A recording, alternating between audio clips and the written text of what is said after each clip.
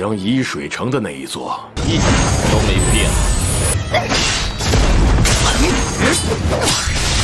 妈妈，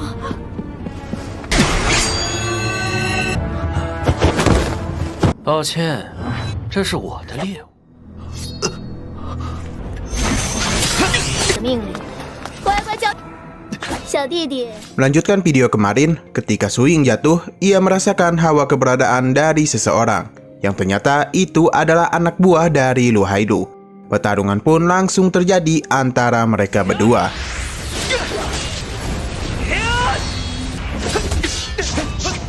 Di saat Su Ying sudah merasa menang, ia diserang dari belakang.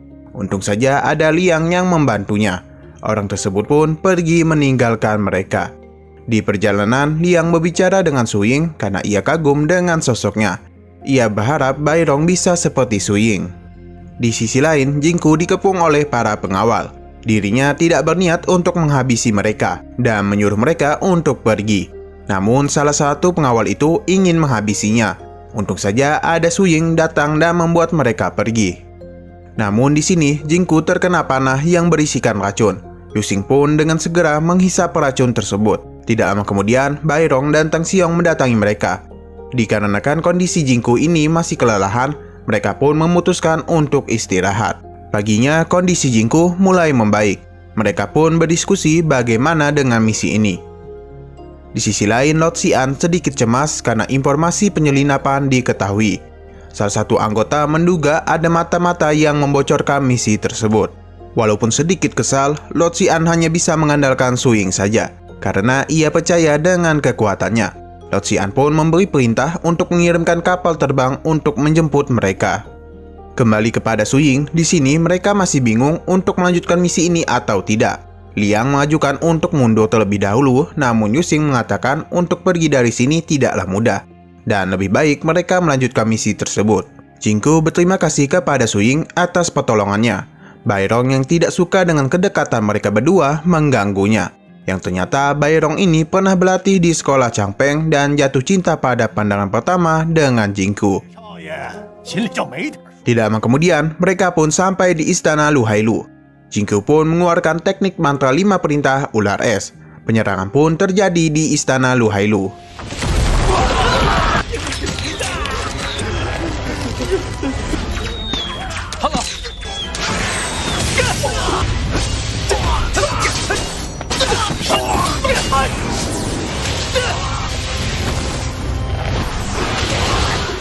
Mereka pun berhasil memasuki istana. Namun di sana tidak ada orang satupun. Di sisi lain ternyata Lu Hailu berada di ruangan lain. Ia berbicara kepada ketiga bawahannya untuk menghentikan utusan dari Long San. Ia pun memberikan mereka bertiga batu iblis es.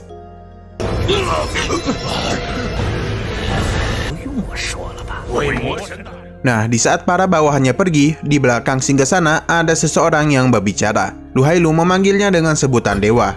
Ia mengatakan untuk jangan khawatir karena ia sudah memasang banyak jebakan di dalam istana.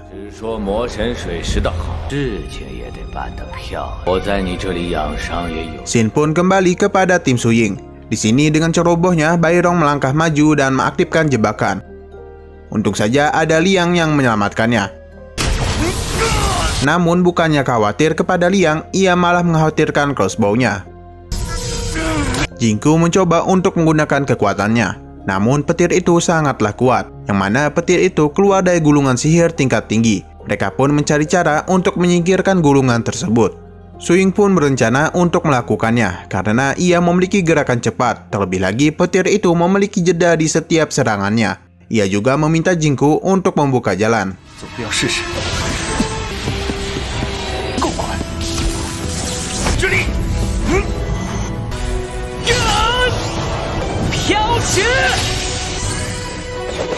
Su Ying pun berhasil menyingkirkan gulungan tersebut. Dan untung saja Liang tidak mengalami luka dan hanya sedikit kelelahan. Jingku mengatakan penyihir hebat akan menyegel beberapa mantra yang kuat ke dalam gulungan dan bisa digunakan kapan saja. Karena ia bukan penyihir, Su Ying pun memberikan gulungan itu kepada Jingku. Namun ia mengatakan meski ia tidak bisa menggunakannya, berikan saja kepada adiknya. Yang ternyata Jingku ini mengetahui adik Su Ying dari Guru Yuan.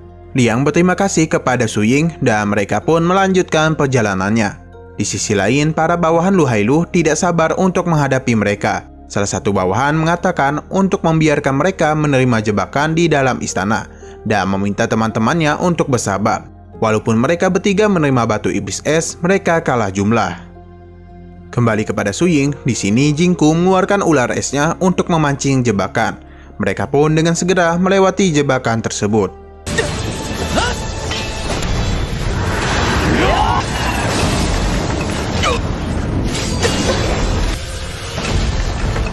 Karena ular es telah hancur, Yusing pun maju untuk memancing jebakan di depan.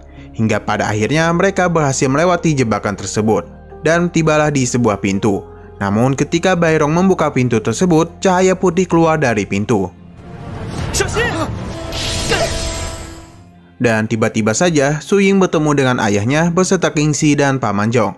Yang ternyata itu adalah teknik dari para bawahan Lu Hailu. Ia membawa mereka ke dalam mimpi. Nah, di sana Su Ying kembali bertemu dengan ibunya.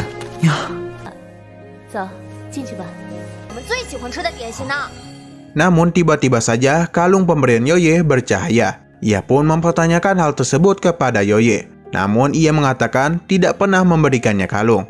Di saat Yoye menyentuhnya, ia menghilang beserta semua orang di sana. Tidak lama kemudian, ia pun kembali sadar dan berada di dalam ruangan cermin. Su Ying sempat menyerang Jingku karena ia mengira itu musuh. Jingku memberitahu cermin itu membuat mereka masuk ke dalam dunia ilusi. Ia tidak menyangka Su Ying berhasil keluar dari ilusi tersebut. Ia mengatakan dirinya berhasil keluar berkat gelang pemberian temannya. Nah, di saat Su Ying ingin bangunkan mereka, Jingku melarangnya. Di sisi lain, bawahan dari Lu Hailu tidak menyangka Su Ying berhasil keluar. Ia pun berencana untuk menghabisi mereka berdua selagi ilusi masih belum hilang. Kembali pada Su Ying, mereka pun memulai proses untuk menyadarkan teman-temannya. Namun itu tidaklah mudah karena mereka telah masuk terlalu dalam. Di saat itu juga, bawahan Lu Hailu datang dan menyerang Jingku. Untung saja Tang kembali sadar dan melindungi Jingku. Yang ternyata Su Ying menggunakan teknik hujan darah untuk membangunkan mereka semua. Pertarungan pun terjadi.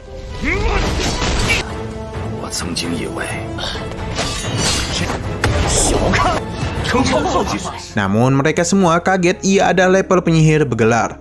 Bairong yang baru sadar meminta pertolongan kepada Liang. Pertarungan pun kembali berlanjut.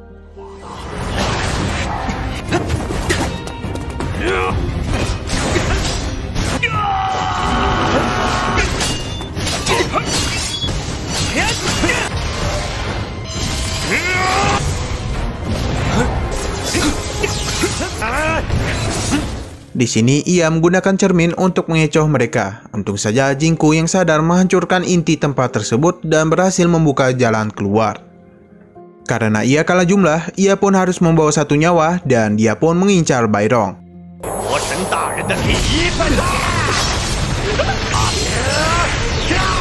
Namun di sini Liang melindunginya. Tan dan Su Ying mencoba melawannya, tetapi penyihir tersebut berhasil kabur. Melihat Liang yang terluka, Jingku dengan segera memberinya pertolongan pertama.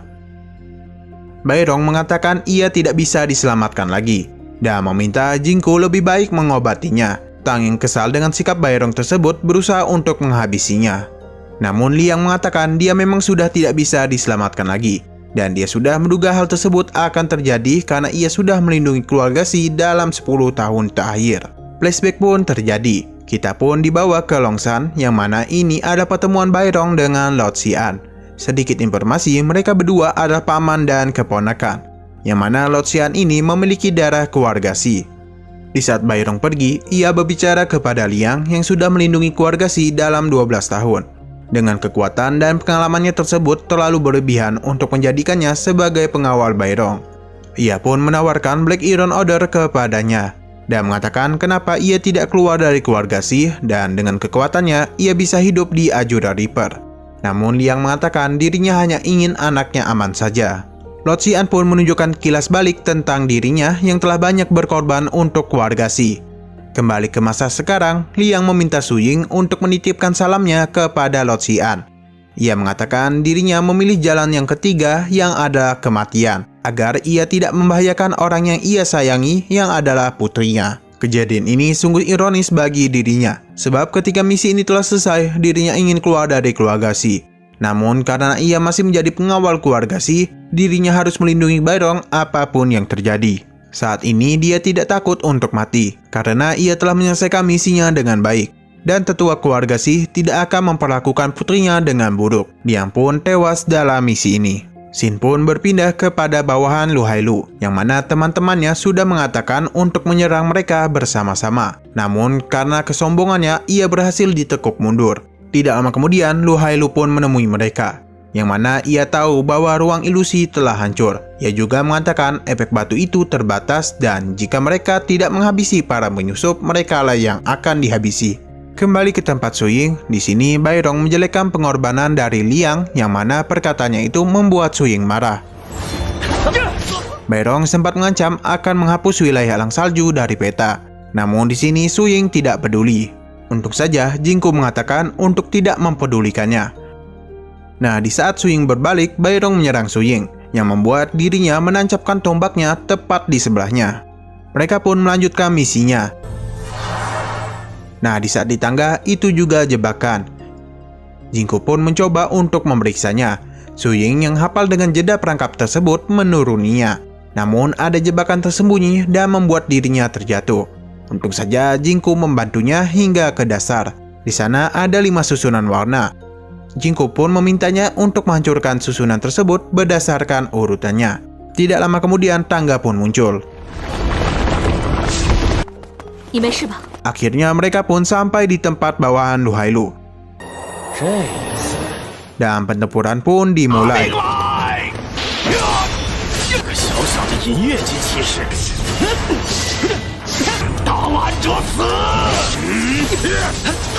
Di sini Tang meminta untuk menghadapi mereka semua sendirian.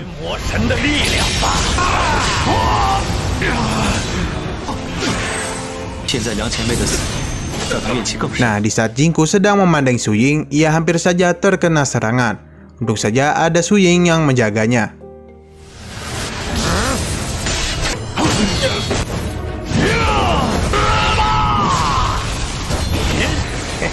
Di saat senjata Tang tidak bisa diambil, Su Ying datang membantunya. Namun kita akan dibawa dulu ke Longshan yang ternyata kapal penjemputan telah tiba. Namun situasi di dalam istana tidak diketahui. Dan dikarenakan adanya kekuatan iblis, kapal tersebut tidak bisa mendekat. Dan ia beranggapan Dewa Iblis akan muncul. Namun jika itu memang benar, kejadian ini akan mengguncang dunia. Ketika di istana itu, para pengawal yang terluka tiba-tiba dihisap oleh sebuah asap.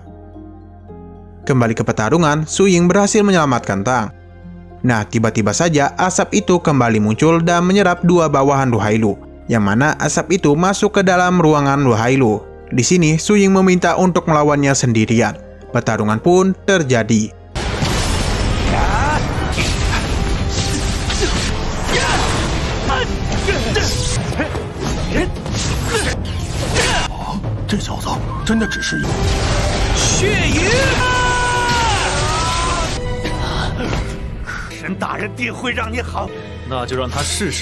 Di saat dia terdesak itu, Bairong muncul dan menembakkan panah yang mengganggu Su Ying. Bairong pun dijadikan sebagai tawanan. Namun mereka tidak peduli dengan keadaannya dan malah menyuruhnya untuk menghabisi saja.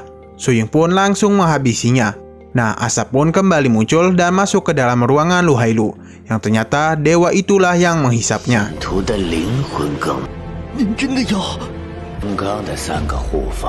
Mereka merasa bingung dengan batu dari tubuhnya itu. Tidak lama kemudian Lu Hailu memberitahu batu apa itu. Lu Hailu sempat menyerang mereka, namun dengan mudah Su Ying mengalahkannya. Dan tiba-tiba saja gerbang di belakang singgasana bergerak.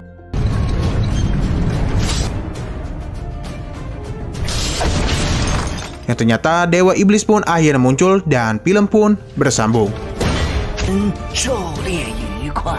Di video selanjutnya, Su Ying akan berhadapan dengan Dewa Iblis itu dan akan membangkitkan sebuah kekuatan. Oke, sekian dulu pada video kali ini. Untuk video selanjutnya masih membahas series ini. Jadi bagi kalian yang ingin mengikuti series ini, langsung klik subscribe dan aktifkan loncengnya. Oke, terima kasih yang sudah menonton videonya sampai habis. Jika kalian suka pada video ini, klik like dan share ke teman-teman kalian tentang channel ini. Dan ditunggu aja kelanjutannya. Oke, sampai jumpa di video selanjutnya.